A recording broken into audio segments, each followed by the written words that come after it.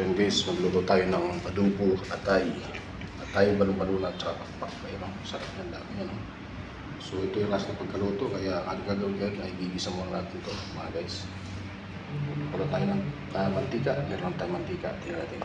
Okay, so may mantika na po guys, pinapait na po natin. So ito yung ating mga ingredients mga guys. Luya, bawang, dahon ng ito, paminta. Ayan, ang ating gagawin. Tapos, ito. Dami ito. Yummy, adobo. Sarap to, adobo, atay, at saka balon-balonan.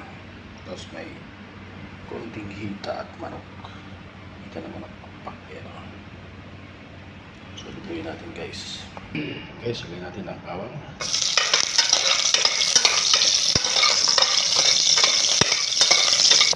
Natin yung luya.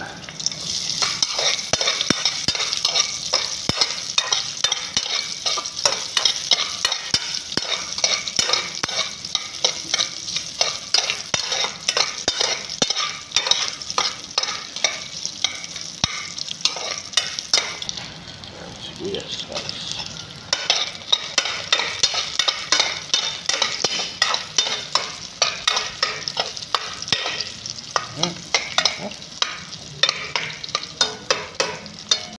Guys, lagyan na natin.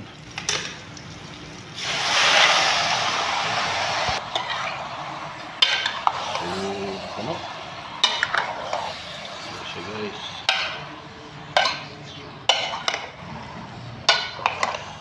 Yan, adobo ito, adobo.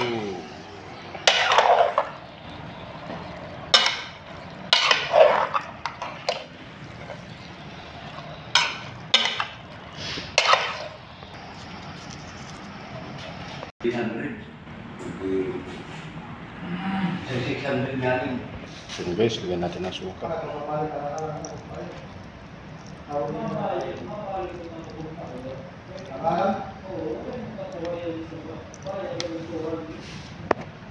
Tapos tuyo guys. Lagyan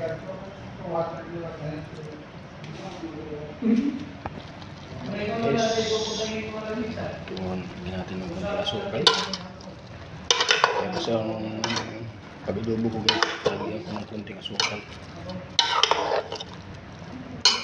para hindi masyado nakakaumay. Lagyan natin ng magic sarap. Yan guys, kasunod. Yan, okay na.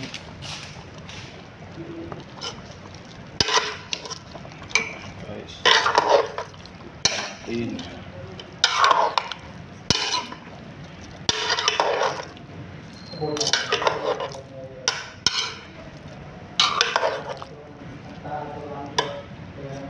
Yan, so tayo pa natin guys, pakula natin. Tayo natin pakula natin pang ilang minuto. Malapit na maluto. Ayan, tayo natin guys. Ayan.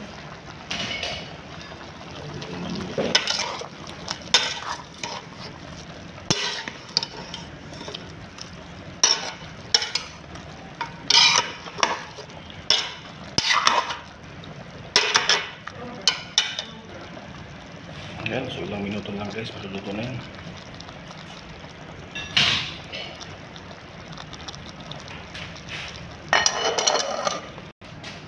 Guys, tignan natin. Luto na nga, okay na. Guys, tignan natin guys. Natin ang lasa. Ganda yung may sabaw kasi ano pang lagay sa kanin.